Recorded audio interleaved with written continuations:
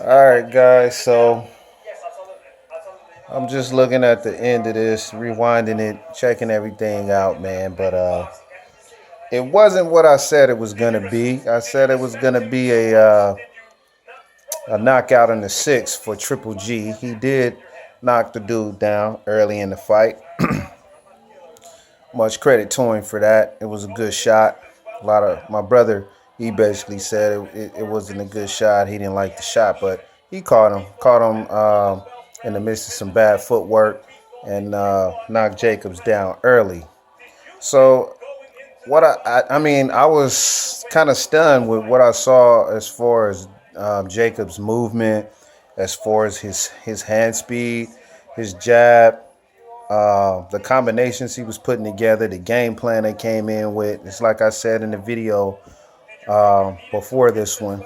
I basically said that if the dude didn't work on having a game plan, if he didn't mix up his attack, if he didn't box, he would end up losing this fight. But he did not deviate from that plan. He tried to, but his corner kept him involved in the fight the way that they wanted to win it. And I thought they did a really good job. I thought Jacobs looked really good in the fight, man. I thought he was sharp. I'm not gonna lie about that. I took a lot away from him. I apologize, man. I mean, I'm not opposed to saying admitting that I was wrong.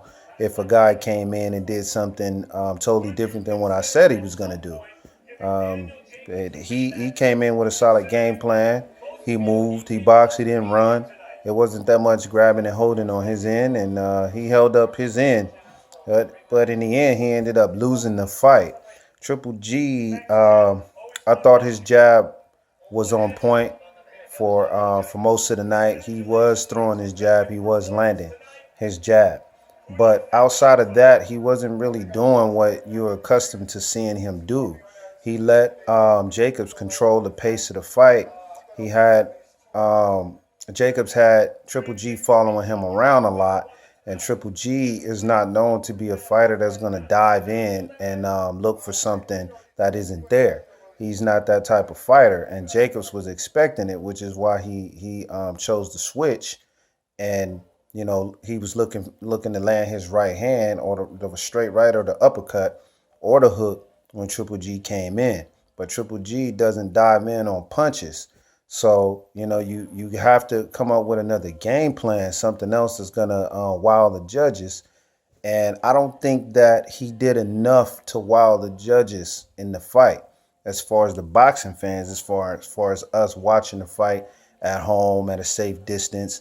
We could see that Jacobs was doing everything necessary to control the fight, but he didn't do enough to wow the judges as far as making Triple G look irregular, making Triple G look um, you know like a guy that just really wasn't prepared in this fight.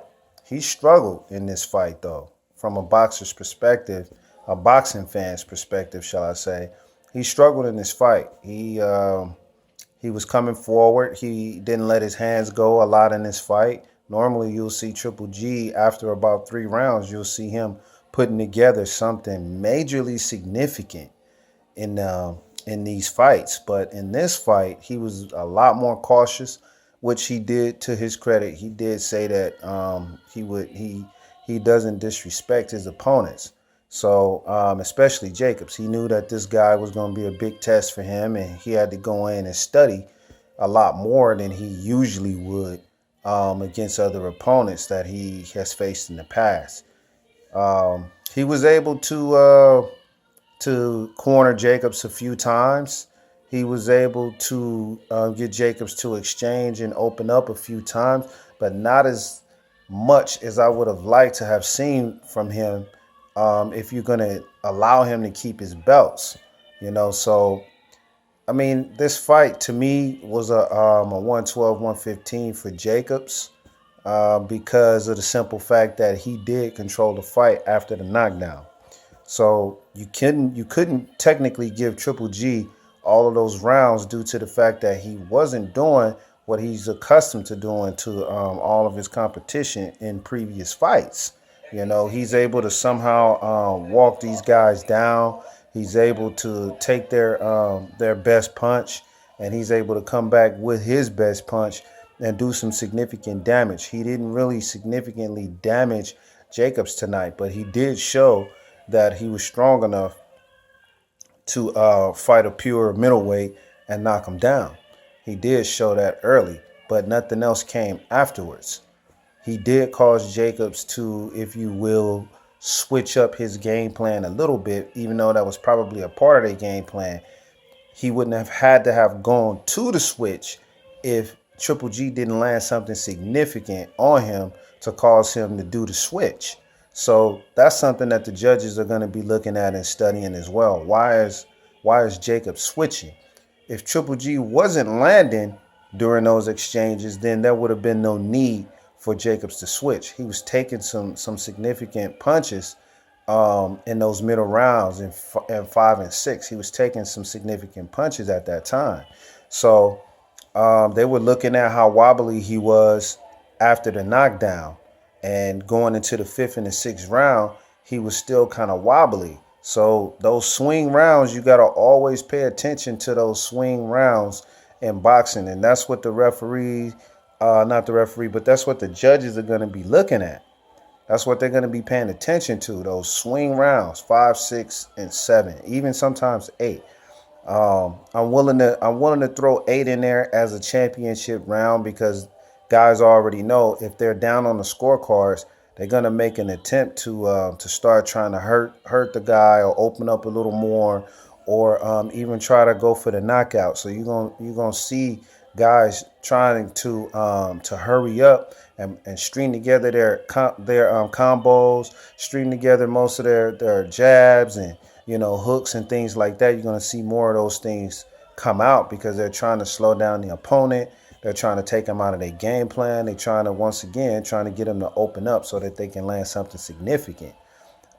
Triple G was not able to do that, but when he did kind of get Jacobs into exchanging, Jacobs was coming back with his own stuff. It wasn't phenomenal stuff that was landing, but he was landing some significant punches. But if you're a judge, who are you gonna go with? And that's the thing, who are you going to go with in those swing rounds? Is it going to be judged at the end of the exchange, or is it going to be judged during the exchange?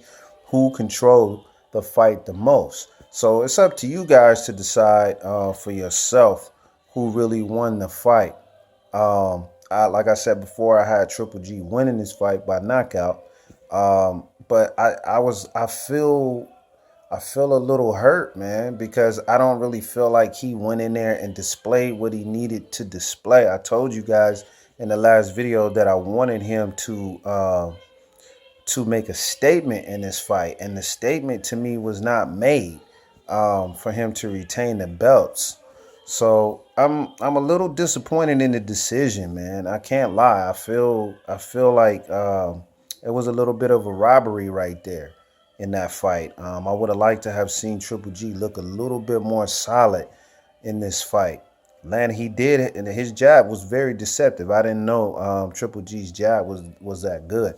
I said that he needed to establish the jab, but I didn't know it was that good. I've seen him throw it before, but he's never had to use it as much as he used it in this fight. So I don't know, man. I don't really know what to think about this one, man. But congratulations to Team Triple G, man. They got the belts, and he moves on to bigger and greater things. I think it should be a rematch, in my opinion. But I'm pretty sure they'll try to move on to bigger and greater things. But if nothing else is out there, I like to see him back in there with Jacobs. If not, move on over to Canelo. So it's got to be one of those two fights. Maybe they might want to go with somebody else in the next fight. There's a few names out there. You guys know the names if you're a Triple G fan. But I think the Billy Joe Saunders fight, that's something that they're going to go after if they can't get Canelo, but they're still going to campaign for Canelo. Anyway, man, I'm over my limit, way over. I'm going into 10 minutes now. But you guys let me know what you think, man. I was a little flabbergasted before I picked up this phone to record, man, because like I said before, it doesn't feel right. This win doesn't feel right. You guys know what I'm talking about if you're fans. Same thing with the Roman Gonzalez fight. Um, it just, it just didn't feel right to me with these two guys winning tonight. It just didn't feel right. You know, Gonzalez struggled early, same as Jacob, struggled early and tried to collect his footing. But I would say that fight was a little more understanding of him losing the belts due to the fact that he had to go in there. He looked totally different in this fight than he did in any of his other fights. But in the Triple G fight, it was the opposite. Jacobs made Triple G look pretty ordinary in the ring tonight, but he pulled it out. Like I said, congratulations to him. Peace, y'all. Leave your comments at the bottom. Let me know what you think. Let me know if you thought it was a robbery. Let me know if you think that I don't know what I'm talking about. Whatever the case may be, man. Peace. See you guys at the next fight. Leave your comments.